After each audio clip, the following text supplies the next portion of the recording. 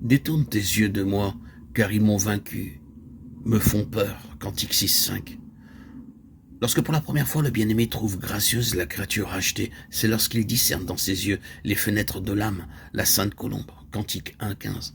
Maintenant, il parle encore des yeux de celle qui est unie à lui, mais avec d'autres expressions. Détourne tes yeux, demande-t-il. Elle est dans le Saint des Saints, le sanctuaire de l'adoration.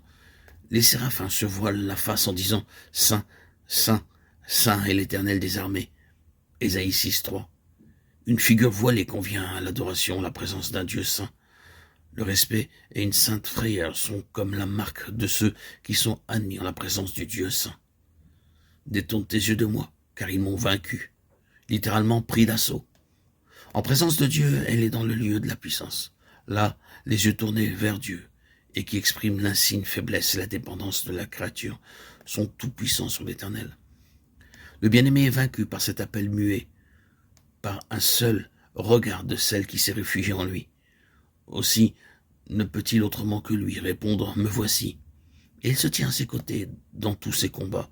C'est ainsi que ceux qui sont cachés sont redoutables comme des troupes en marche sous leur bannière.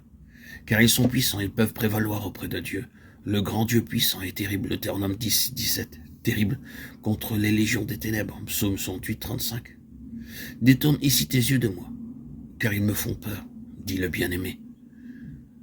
Et l'Éternel dit à Moïse, descends, somme le peuple de ne point faire irruption vers moi pour voir, de peur qu'un grand nombre ne périsse.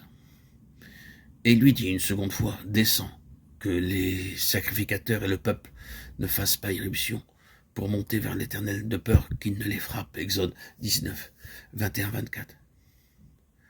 L'Éternel craignait que, ne connaissant pas sa sainteté, terrible et redoutable pour la souillure, le peuple ne se précipite vers lui pour voir ce qui aurait causé sa ruine. Aucun homme ne peut voir sa face et vivre. Exode 33, 20. Ô enfant de Dieu, ne sois point orgueilleux, mais crains, car ton Dieu est un feu consumant. Veille à garder la face couverte et à marcher en sa présence dans un saint tremblement, te souvenant que tu as constamment besoin du sang de l'aspersion pour être purifié.